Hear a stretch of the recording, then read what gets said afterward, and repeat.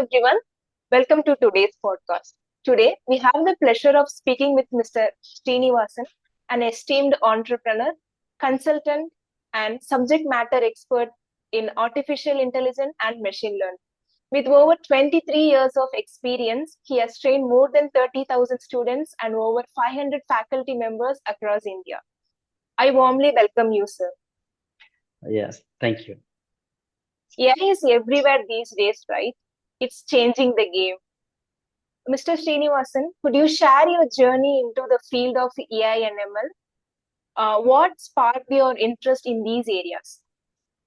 Yeah, why not? Yeah, first of all, thanks for this, wonderful podcast. I'm really happy to be part of this. And yes, to start with this journey, the AML journey especially, I had 16 years of software experience, the industry experience. I worked for many companies, all the service-oriented companies, few product-oriented companies I worked with. So at some point in time, I just wanted to start something on my own, which passionate about training especially, and also uh, service-oriented software company, and also at some point in time, and that is I wanted to go to the next level called the product-oriented company. So that's how my journey started into this entrepreneurship. So I just started with the latest the cutting edge technologies like data science in 2017 itself. I started the training on data science, and then I slowly, I moved to artificial intelligence and machine learning, and data science, data analytics, business analytics, and so on and so forth, including blockchain too. And that is because I had a strong background on statistics because I worked for a statistical analysis system software, which is into the pharmaceutical. Mainly, we used that software for, but we'll be using that software for anywhere, especially analytics space. So with that experience, I strongly believe that I will be able to deliver my entire industry experience to the freshers and also working professionals who want to change their mid-career, kind of crisis. Everybody will feel that why don't we change from one software into other or non-programming into programming, and it will happen in this. It's very common in Yeah. this industry. So that is where the starting point. Yes, that is just a very brief about my experience, and now it is around 7 years I'm running this. Especially I became an expert on artificial intelligence and machine learning because I trained more than 30,000 students, as you said, across India and also globally. I have students from freshers and even studying engineering and also arts and science, and also 20 years or 25 years of working experience they wanted to convert themselves into, because the future readiness for a machine learning process. So I'm happy. This is how I just my journey started. Yeah, thank you. That's fascinating, sir. With over all these experience in this field, what key changes have you witnessed in AI and ML over the years? Yes, I see a kind of, over the years, especially I wanted to mention two things. One is before COVID and after COVID. And the second one is the evolution and revolution made by the large language models like ChatGPT. So when I started my journey into this training, at that time, I prepared my own curriculum, and that is my strength. So I prepared myself, and I prepared all the data sets, sample data sets, even a few data sets that is always be available in some university, especially we used to call that is UCI repository, and this over the period of time, the data scientist role is expanding. Okay, I can see the growth because data is everywhere. We are using the internet. 4G becomes 5G, and I can see the transformation from 3G onwards. At that time, big data was peak, and that big data just transformed into data science.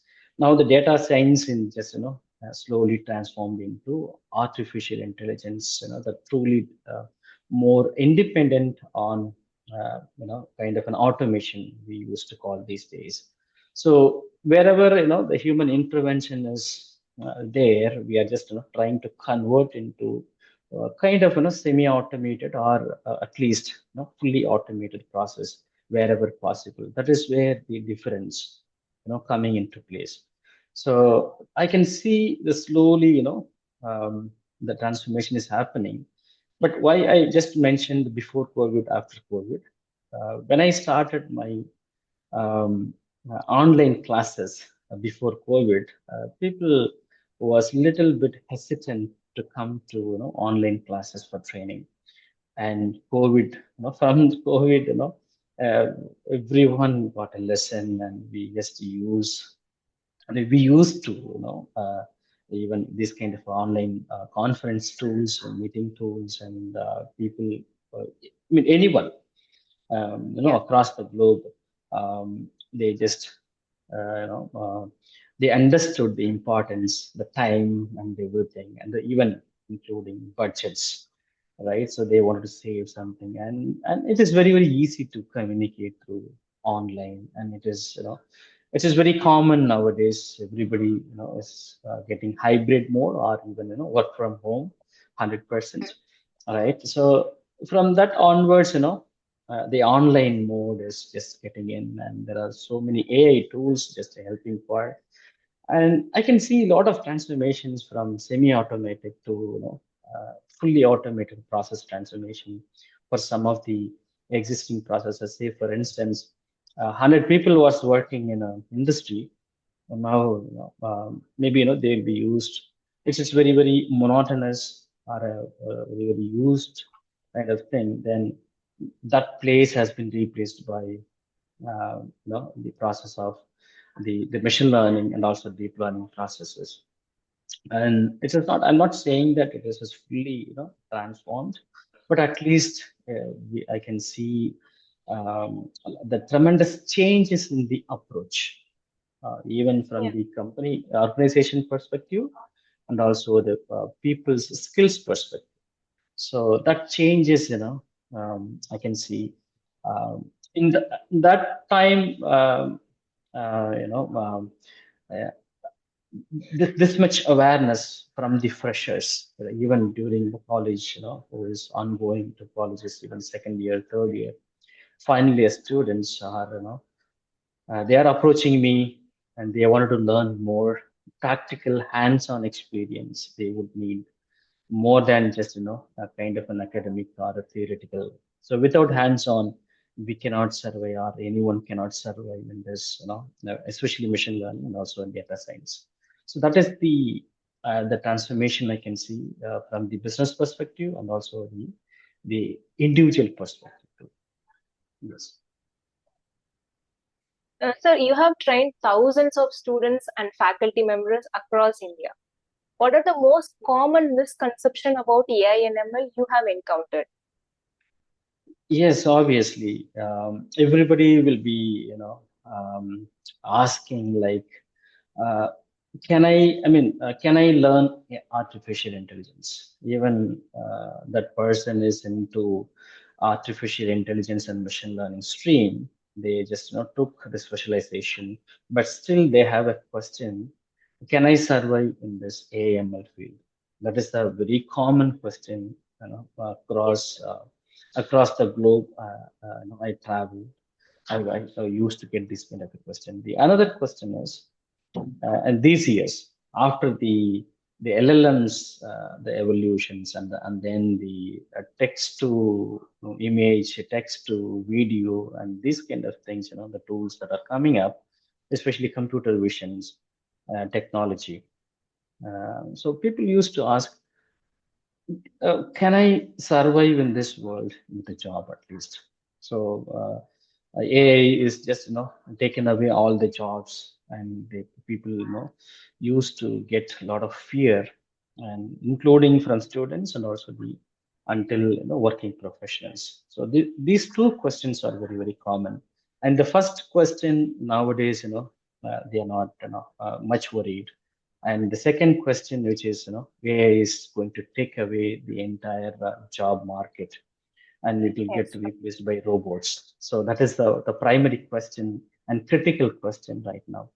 So I used to, respond like, yes, AI is not taking the job market, but whatever the information you are giving, that is where, so AI can't work uh, without human intervention. Of course, that is the ultimate goal of artificial intelligence process or machine learning process. But you, I mean, as a human being, you are going to operate. Okay, and human should be there, and human should give, the input, and should operate, and they should know how to operate. I mean, operate in the sense it will differ, at the place to place, and also, case to case, the meaning will change. So operate means sometimes you have to code, you have to do the machine learning coding, you have to do the deep learning models, and you have to create your own model, or you have to use some APIs, and you can automate your own process. So that is, to operate those things, especially, you have to be more skilled. So as of now, let's say, they are 10% skilled, then they have to, jump into the 50% or 60% skill to utilize these kind of AI models, so that they can save time, they can save money, and they can increase the profitability, productivity, so that the company will make more profit and revenue. Okay, that is one thing, one Yeah, aspect. that's such a point, sir. Yeah. Yeah, yeah. The other aspect is, if you, I mean, even I can see the difference when I started my business. At that time itself, there are a lot of AI tools, which is very helpful for the non-programming or non-technical founders or CEOs. Um, uh, but it's just it was very little bit. So even for that tool, they have to get trained. And nowadays, anyone can do anything. So that is a tremendous opportunity we are getting. And if you have the knowledge of, operating or browsing internet, then if you have a bright idea, or very good or great idea, then you can start your own business. So I can see, the multiple angles it gives the advantage. Moreover, anyone can think, anyone can operate anywhere, not only in the metro cities. Even if you are in tier three, tier two, wherever you are, you can operate your business. And it is, just you need only the internet, the connectivity.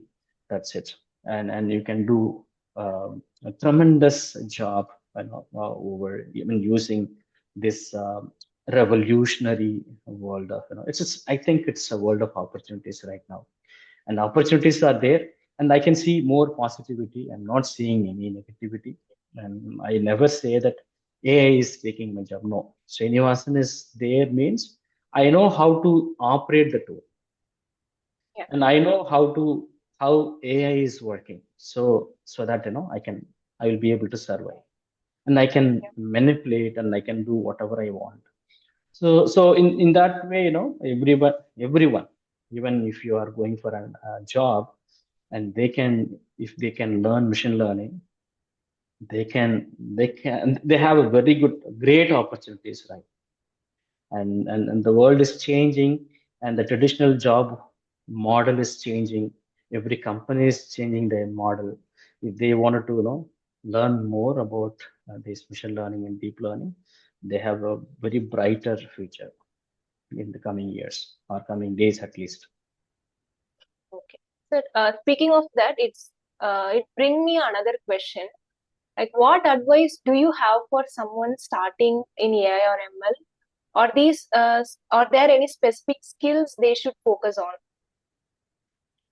Yeah, this is another question. What kind of a skill set I would need to become a machine learning engineer or a deep learning engineer or at least AI engineer? I mean, there are so many roles and responsibilities one can handle if they are in machine learning field.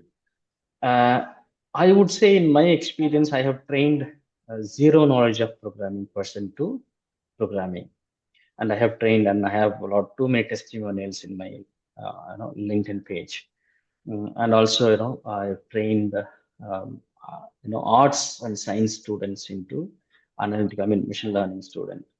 I just turned 20 years of non-programming experience student into a programming into, I made them, do programming and machine learning. So I would say, they have to open. The first prerequisite is, they have to be open and they have to go for, some kind of a hard work and also smart work. And they have to, work hard on mathematics and also some statistics to understand how this kind of a tool is working, how algorithm is working, how a model is working, model, algorithm, everything is same. Okay, so I'm just utilizing these terminologies to this Okay. the entire audience, and they have to be more one more skill, not a skill actually. They have to be patient enough to visualize how this machine learning works. So that is the challenge, these days I can see, everywhere and everyone. The thing is, if I say about, there is one particular model in natural language processing. There is one library called Spacey. So Spacey, it is used to work. Um, like you can utilize this library and you can make very great APIs. I mean application programming interfaces using this Spacey library. If I say Spacey library, they have to go and try to work on what all the features are there and how each and every natural language processing prerequisites which is working. And because see, in machine learning and deep learning, one advantage is that library is going to do a lot of work for you, and you just you should know where and when to use those libraries. That's it. That's the technique I will be customizing to each and every student whoever is joining my course. So prerequisites, I would say, we have to be open. We have to be more visualized. I know we should try to understand what how the techniques is working. They have to try something. Maybe I will induce if they are not, and I'm there. I'm being a mentor for so many students, and I will make them understand visually how it is going to work. So, Yes. in my perspective, um, they have to find a great mentor. If they find a great mentor, then they will take care of them, to fine tune. And if they are, finding it difficult, then they have to, make their own way of learning, and they have to search for it. So that is the, I mean, they have to open for anything. So keep them mind open, and then they can do anything. Okay. Sir, being a mentor, how do you simplify complex AI concept for learners from diverse backgrounds? Yes, since I have so much of years of experience handling, diversified students, and also, whoever is coming for, irrespective of their background, all of them are students for me. So what I will do, I will customize the learning process, and I will just, give them real world scenarios. If, because in real world scenarios, they would have seen in their day in and day out, day to day life, they would have seen those examples. So that is how I customize the learning process. so that they will be easily understanding their the machine learning codes and also deep learning codes. If I'm just talking about NLP, I used to say how the how their phone, Google, or at least Google search engine, they are using their voice, even their WhatsApp voice message, how they are sending, how it is working. And I just, take an example, and I will just, explain them how it is working from the basic machine learning, and how Uber or Ola, or at least Rapido, is working on a basic machine learning process. Or, even Zepto, Zomato, or this kind of a delivery, food delivery or grocery delivery to applications, how it is working. And also at least how Gmail is working, or email platform is working, how the spam filtering is working. And I will give the recent and the engaged examples, so that they'll be more interested to deep dive into these concepts, and that is how I keep them engaged. That's so cool, sir. Thank you for sharing your inspiring journey and shedding light on the foundation of AI and ML. In part 2, we will explore how genetic AI is transforming industries, its challenges, and its exciting future. Stay tuned. Bye. Thank you so much for this wonderful podcast. We will continue discussion. Thank you so much. Bye bye.